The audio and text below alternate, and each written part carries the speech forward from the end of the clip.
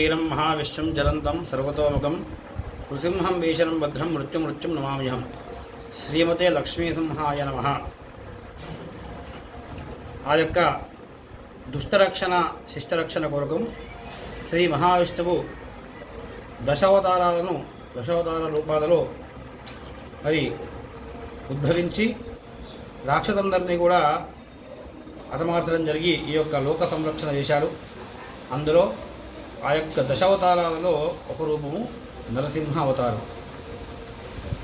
దశావతారాలలో 4వ రూపము నరసింహావతారం.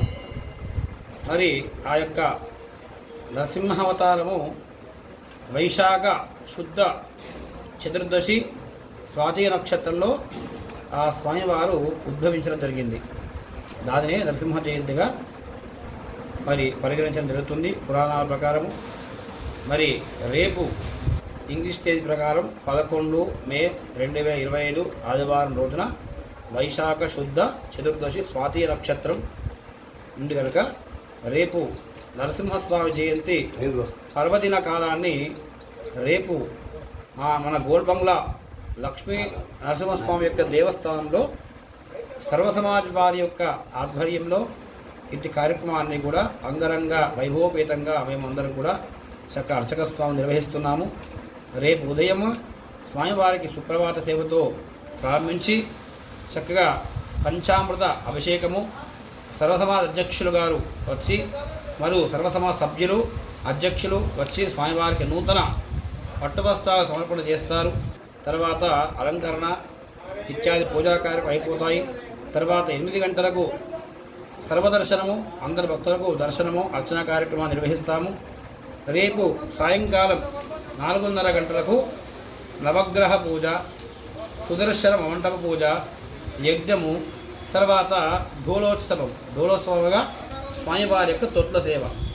జన్మదినోత్సవం అంటే చక్కగా తొట్లలో ఆ విగ్రహాలను కూర్చోబెట్టి చక్కగా లాలిపాటలు పాడి ఆ జన్మదినోత్సవాన్ని చక్కగా అంగరంగ వైభవంగా నిర్వహిస్తాము. తర్వాత వైశాఖ పూజ అని బ్రాహ్మణులకు పాద ప్రక్షాళన పాదపూజ చేస్తాము. తర్వాత మళ్ళీ వైశాఖ శుక్ల పౌర్ణిమ సోమవారం రోజున సాయంకాలము 6 గంటలకు స్వామివారి యొక్క రథోత్సవము.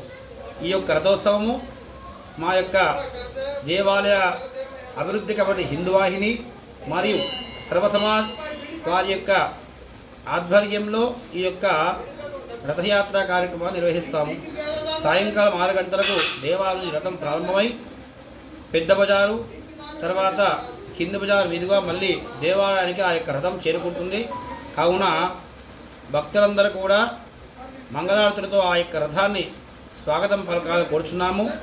రేపు సాయంకాలం నరసింహస్వామి జయంతి సందర్భంగా పూజా కార్యక్రమం అన్ని అనంతరము సాయంకాలం 7 గంటలకు అన్నదాన కార్యక్రమాన్ని కూడా నిర్వహించడం జరుగుతుంది. సర్వసమాజ్ వారి ఆధ్వర్యంలో ఈ యొక్క అన్నదానాన్ని నిర్వహిస్తున్నారు. కావున నవనాథపురం గ్రామ ప్రజలందరికీ కూడా తెలియపరిచేది ఏమనగా నరసింహస్వామి జయంతి పురస్కరించుకొని భక్తులందరూ కూడా ఆ యొక్క స్వామివారిని చక్కగా దర్శించి భగవంతుని యొక్క ప్రసాదాన్ని స్వీకరించి ఆ భగవంతుని కృపకు పాత్రలు కాగలరని మేము అర్చక స్వామి జెండా వెంకటేశ్వరను నేను తెలుపుతున్నాను.